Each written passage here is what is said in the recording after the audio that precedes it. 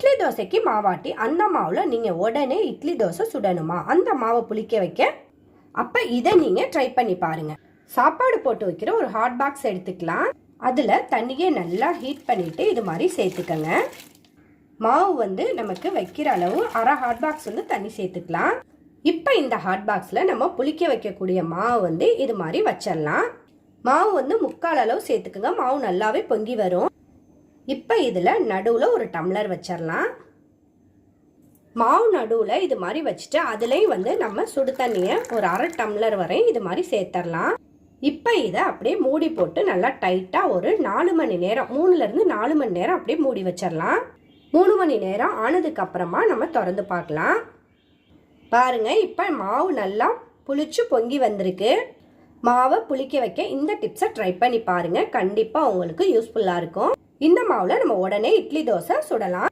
இந்த டிப்ஸ் பிடிச்சிருந்தா லைக் பண்ணுங்க, ஷேர் பண்ணுங்க, மறந்துடாம நம்ம சேனலை சப்ஸ்கிரைப் பண்ணிக்கோங்க. இது மாதிரி செலவு டேப் யூஸ் பண்ணிட்டு வச்சிருவோம். நெக்ஸ்ட் டைம் எடுக்கும்போது இதோட எஜ் பகுதி எங்கே இருக்குது அப்படின்னு சொல்லிட்டு நம்ம தேடிட்டு இருப்போம்.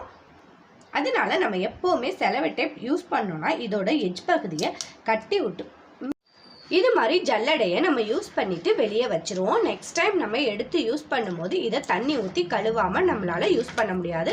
அப்படி தண்ணி ஊற்றி நம்ம கழுவுனோன்னா உடனே வந்து டக்குன்னு மாவு செலிக்க முடியாது. அது மட்டும் இல்லை, வெளியே வச்சோன்னா வந்து இதில் பள்ளி பாய்ச்சிலாம் போயிடும். நெக்ஸ்ட் டைம் டக்குன்னு நம்ம எடுத்து யூஸ் பண்ண முடியாது. அதுக்காக இது மாதிரி ஒரு கேரி பேக் எடுத்து நம்ம இந்த ஜல்லடையை வந்து இதுக்குள்ளே வச்சுட்டு இது மாதிரி டைட்டாக இந்த இடத்துல ஒரு ரப்பர் பேண்ட் இது மாதிரி நம்ம போட்டு வச்சுட்டோன்னா, இப்படி நம்ம வச்சுக்கிட்டோம்னா நெக்ஸ்ட் டைம் யூஸ் பண்ணும்போது நம்ம இதை தண்ணி ஊற்றி கழுவாமல் இது மேலே பள்ளி பாய்ச்சி எதுவுமே போகாது. நம்ம தண்ணி ஊற்றி கழுவாமல் யூஸ் பண்ணலாம். இந்த டிப்ஸும் நீங்கள் ட்ரை பண்ணி பாருங்கள், யூஸ்ஃபுல்லாக இருக்கும். ஜல்லடையில் இது மாதிரி நம்ம மாவு செலிக்கும் போது அந்த மாவு நம்ம செலிக்கிற மாவு பறக்காமல் சுற்றி சிந்தாமல் ஈஸியாக ஜலிச்சு எடுக்க இது மாதிரி ஒரு உலக்குலையோ இல்லை டம்ளர்லையோ மாவு எடுத்துக்கலாம். இப்படி இந்த மாவை இப்படி எடுத்துட்டு நம்ம ஜல்லடையை ஆப்போசிட்டில் வச்சு இது மாதிரி வச்சுக்கலாம். வச்சுட்டு அப்படியே வந்து கமுத்தரலாம். கமுத்துட்டு நம்ம இது மாதிரி நம்ம ஜலிச்சோன்னா அந்த மாவு சிந்தாமல்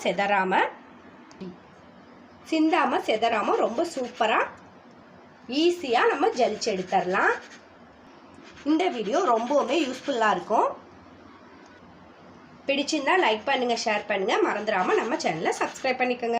இது மாதிரி பேக்கெட்டில் உள்ள ரவை, கோதுமை மாவு, மசாலா ஐட்டம்லாம் பேக்கெட்டை ஓப்பன் பண்ணி நம்ம எடுத்து யூஸ் பண்ணிவிட்டு அவசரத்தில் அப்படியே வந்து நம்ம சுற்றி பேக்கெட்டை வச்சுருவோம். வச்சுட்டு நெக்ஸ்ட் டைம் எடுக்கும் போது பார்த்திங்கன்னா நம்ம ஓப்பன் பண்ணி வச்சுருக்க இது வழியாக நமக்கே தெரியாமல் இந்த ரவை, கோதுமை மாவுலாம் வந்து கொட்டிடும். அப்படி கொட்டாமல் இருக்க இதை ஒன் டைம் எடுத்து நம்ம யூஸ் பண்ணிவிட்டு வைக்கும் போது நெக்ஸ்ட் டைம் கேஸில் இது மாதிரி லைட்டாக வந்து கத்தியை லைட்டாக வந்து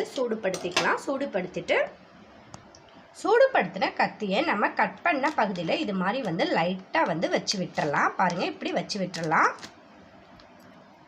கத்தியை வச்சு லைட்டாக வந்து கொஞ்சம் நேரம் இது மாதிரி வந்து மடித்து விட்டுறலாம். மடித்து விட்டுட்டு இப்போ இந்த கத்தியை வந்து நம்ம எடுத்துடலாம். பாருங்கள், நம்ம கட் பண்ணி ஓப்பன் பண்ண பகுதி வந்து நல்லாவே ஒட்டிக்கிச்சு. இப்போ இதை நம்ம இப்படியே வந்து எடுத்து வச்சிடலாம். நமக்கு வந்து